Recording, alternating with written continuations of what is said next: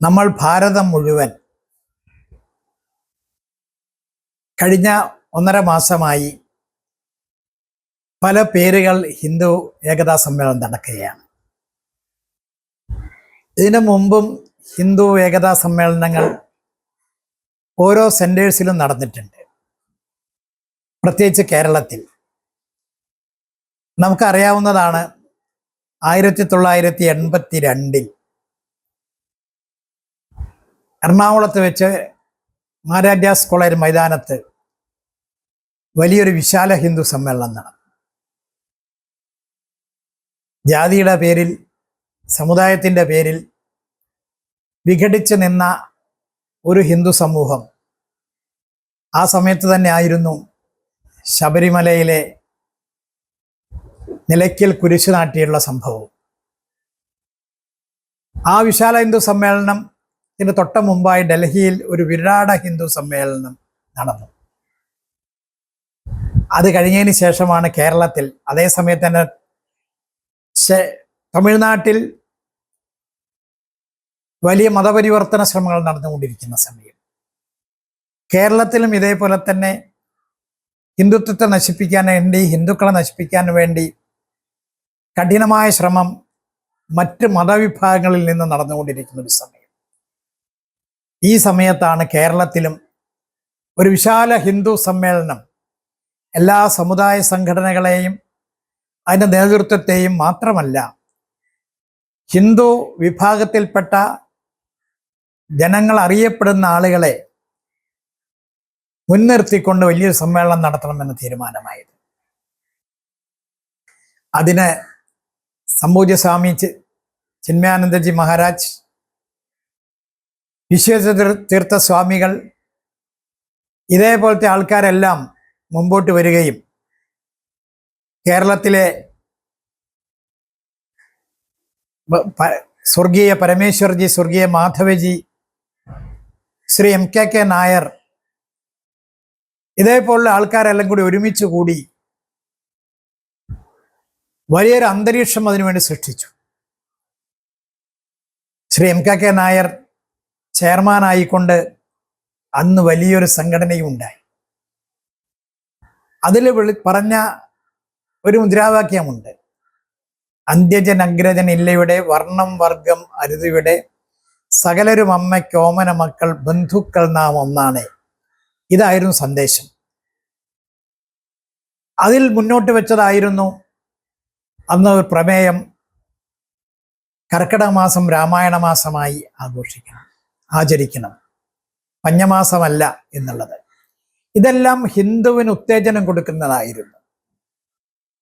അത് നിരവധി പ്രമേയങ്ങൾ അവതരിപ്പിച്ചു. NSS, SNDP, APMS എന്ന് വേണ്ട സർവ സമുദായ സംഘടന നേതാക്കന്മാർ ഒരുമിച്ച് വന്നു. വലിയൊരു മാറ്റം തന്നെ അതിൻ്റെ പേരിലുണ്ടായി. വലിയ മുന്നേറ്റം തന്നെ ഉണ്ടായി ഹിന്ദു സമൂഹത്തിൽ.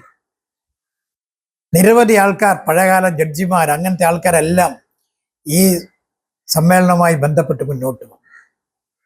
അതിനുശേഷം ധാരാളം പ്രാവശ്യം, ഞാൻ അത് വിവരിക്കാനല്ല, ഇതേപോലത്തെ സമ്മേളനങ്ങളും കാര്യങ്ങളും കേരളത്തിൽ അങ്ങോളം ഇങ്ങോളം നടന്നു, ഭാരതത്തിലെ പോലെ തന്നെ. ഈ പ്രാവശ്യം ഏതായാലും ഭാരതത്തിൽ നടക്കും പോലെ കേരളത്തിലും എല്ലാ ഭാഗത്തും അതിൻ്റെ സംഘാടകർ, ഞാൻ പുറത്തുനിന്നും കൂടി വീക്ഷിച്ച ഒരാളാണ്, കാര്യമായുള്ള ശ്രമം എല്ലാ ഭാഗത്തും നടത്തി എന്നുള്ളതാണ് മനസ്സിലാക്കാൻ സാധിച്ചത്. പഞ്ചായത്ത് തലത്തിലും നഗരസഭകളിൽ വാർഡ് അടിസ്ഥാനത്തിലും പരിപാടി നടത്തി, ഇപ്പോഴും നടന്നുകൊണ്ടിരിക്കുന്നു. ഈ നല്ലൊരു വലിയൊരു സന്ദേശം കൊടുത്തുകൊണ്ട് തന്നെ മിക്കവാറും എല്ലാ സ്ഥലത്തും സന്യാസി ശ്രേഷ്ഠന്മാരാണ് അതിൽ അനുഗ്രഹ പ്രഭാഷണം നടത്താനെത്തിയത് എന്നുള്ളത് വലിയൊരു പ്രത്യേകതയാണ്. എല്ലാ ആശ്രമങ്ങളും മഠങ്ങൾ ഇവരെല്ലാം ഇതിനോട് സഹകരിച്ചിട്ട് കൊണ്ടിരിക്കുന്നു. അതേപോലെ തന്നെ വിവിധ സാമൂഹ്യ സാംസ്കാരിക സമുദായ സംഘടനകളുടെ നേതാക്കളും അനുയായികളും, നേതാക്കൾ മാത്രമല്ല അനുയായികളും ഈ പരിപാടിയിൽ പങ്കെടുത്തുകൊണ്ടിരിക്കുന്നു എന്നുള്ളത് എടുത്തു പറയേണ്ട കാര്യം തന്നെയാണ്. എല്ലാ സ്ഥലത്തും സമൂഹത്തിലെ പ്രമുഖ വ്യക്തികളെ, ഞാൻ പറയുന്നത് വലിയ വലിയ നേതാക്കന്മാരെന്നുള്ള അർത്ഥത്തിലല്ല, സമൂഹത്തിലെ അറിയപ്പെടുന്ന വ്യക്തിത്വങ്ങളെ ഉൾപ്പെടുത്തിക്കൊണ്ടുള്ള സംഘാടക സമിതികൾ രൂപീകരിക്കുന്നുണ്ട്. അതിന് വേണ്ടതായിട്ടുള്ള മറ്റുള്ള പരിപാടികൾ, ക്വിസ് കോമ്പറ്റീഷൻസ്, ചർച്ചകൾ, വേറെ സെമിനാറുകൾ, ഇതെല്ലാം പ്രാദേശിക അടിസ്ഥാനത്തിൽ നടക്കുന്നതാണ്. സാധാരണ വലിയൊരു പരിപാടി നടത്തിക്കഴിഞ്ഞാൽ ആ പരിപാടിയിലേക്ക് ഒന്നിച്ച് കുറേ ആൾക്കാർ ഒഴുകിയെത്തുന്നതല്ല ഈ പരിപാടിയിൽ കണ്ടത്. പ്രാദേശികമായിട്ട് ചെറിയ ചെറിയ പ്രദേശങ്ങളിൽ അവിടുത്തെ ആബാലവൃദ്ധ ജനങ്ങളും പങ്കെടുക്കുന്ന പരിപാടികളാക്കി ഈ സമ്മേളനങ്ങളെ മാറ്റാൻ അതിൻ്റെ സംഘാടകർക്ക് സാധിക്കുന്നു എന്നുള്ളത് എടുത്തു പറയേണ്ട കാര്യം തന്നെയാണ്. ആ നിലയ്ക്ക് സാമൂഹ്യ പരിവർത്തനം അടിത്തട്ടിൽ നിന്നുണ്ടാകുന്നു. സാധാരണ മുകളിൽ നിന്നാണ്, സാമൂഹ്യ പരിവർത്തനം അടിത്തട്ടിൽ നിന്ന് തന്നെ ഉണ്ടാകുന്നു എന്നുള്ളതിൻ്റെ ഒരു അന്തരീക്ഷം സൃഷ്ടിക്കാൻ ഇതിൻ്റെ പ്രവർത്തനം കൊണ്ട് സാധിച്ചു എന്നുള്ളത് വലിയൊരു പ്രത്യേകതയായിട്ട് തന്നെ കാണേണ്ടതാണ്.